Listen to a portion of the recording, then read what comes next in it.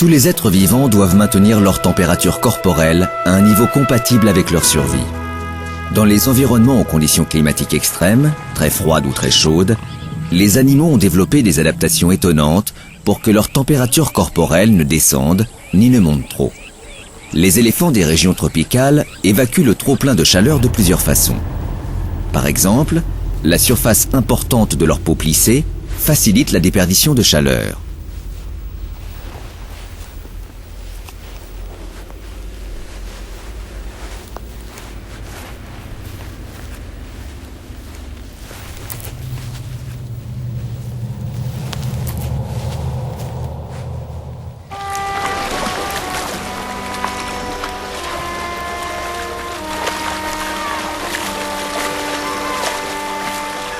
Ils prennent également des bains de boue. Lorsqu'ils quittent la mare, la boue amassée dans les plis de leur peau conserve l'humidité. En s'évaporant au fur et à mesure, celle-ci fait office de système de refroidissement pour le corps de l'éléphant.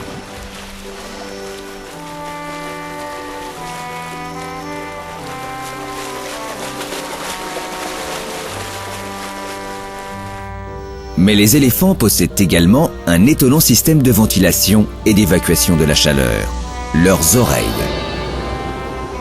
Sur ces images, filmées grâce à une caméra infrarouge, les oreilles apparaissent en rouge soutenu, ce qui signifie qu'elles dégagent beaucoup de chaleur. En effet, lorsqu'il fait chaud, les vaisseaux sanguins de la fine peau des oreilles se dilatent, permettant au sang d'affluer.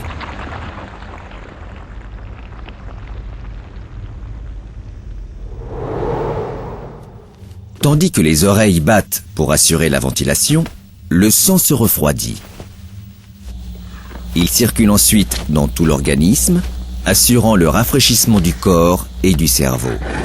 Les 300 ou 400 litres de sang du corps de l'éléphant peuvent ainsi passer dans ses oreilles en l'espace de 20 minutes.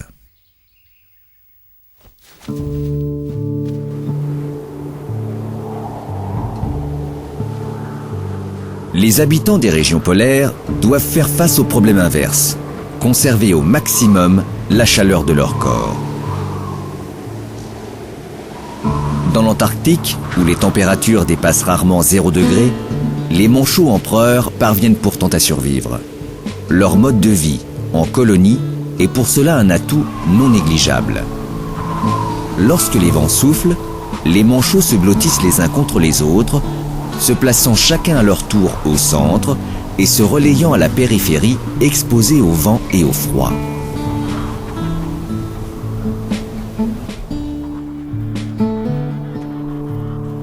Les manchots présentent également des adaptations anatomiques leur permettant de lutter contre le froid. Leurs plumes sont très serrées, couvrantes et imperméables et sont même orientables. Ainsi, lorsque la température baisse, les manchots hérissent leurs plumes pour emprisonner une couche d'air isolante contre leur corps. Leurs pattes, en appui sur la banquise, ont une surface très réduite. Elles sont aussi bordées par une couche de graisse protectrice. C'est entre leurs pattes, sous un repli de l'épaisse peau de leur abdomen, que les manchots couvent les œufs, puis gardent au chaud leurs petits.